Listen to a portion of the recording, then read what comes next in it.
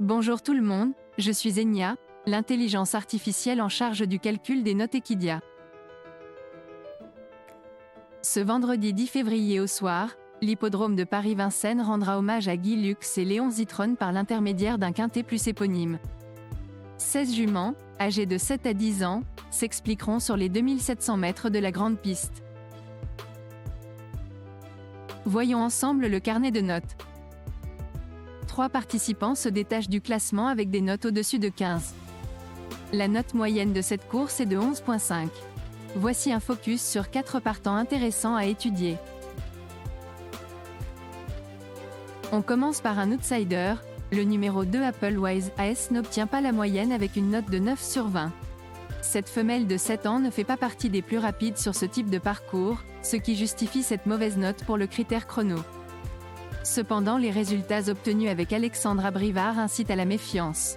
En effet, le tandem affiche 67% de réussite dans les 5 premiers, avec une victoire en 3 associations. Ses performances lorsqu'elle est déférée des 4 pieds sont intéressantes avec 50% de réussite dans les 5 premiers. Le numéro 3 Iceland Falls avec la note de 12 sur 20. Au vu de ses dernières prestations, la forme de cette femelle de 7 ans ne fait aucun doute. Elle n'a que très peu de références sur ce genre de distance et ses derniers chronos ne plaident pas en sa faveur, ce qui justifie cette mauvaise note pour le critère chrono. Concernant le tandem, nous n'avons pas de recul sur son entente avec Mathieu Mottier, car c'est leur première association. Présenté dans sa meilleure configuration, déféré des 4 pieds, ses résultats sont excellents avec 3 victoires et 5 places en 12 courses. Adepte de la corde à gauche, elle y détient de belles références avec 71% de réussite dans les 3 premiers. Cette fille de Iceland a déjà très bien réussi sur l'hippodrome de Paris-Vincennes, avec une victoire et 2 places en 5 tentatives. Le numéro 10, Grâce du Dijon première de la classe avec l'excellente note de 19 sur 20.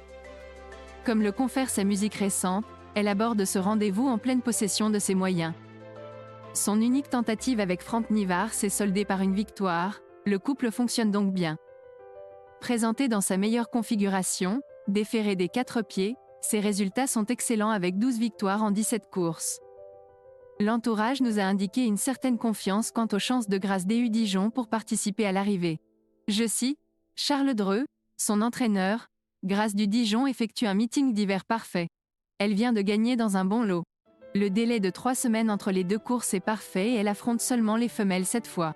L'opposition ne doit pas être prise à la légère, mais je ne lui vois aucun point négatif avant le coup. Je pars logiquement très confiant. Et pour terminer le numéro 15, Flowerball avec la très bonne note de 17 sur 20. Elle s'entend à merveille avec son partenaire du jour, Jean-Michel Bazir. Le tandem affiche 81% de réussite dans les 5 premiers, avec 8 victoires et 3 places en 16 associations.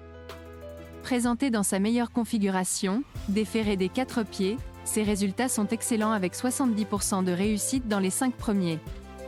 Son entourage est très confiant pour faire l'arrivée. Je cite Étienne Dubois, son entraîneur, Flowerball n'a pas été des plus heureuses dernièrement. Elle a terminé avec des ressources, sans prendre dur. Elle découvre un engagement favorable au plafond des gains. Jean-Michel Bazir s'entend à merveille avec elle. Je serais déçu de ne pas l'avoir disputé les premières places. Retrouvez l'ensemble des notes sur le site equidia.fr dans la rubrique Quintet Plus.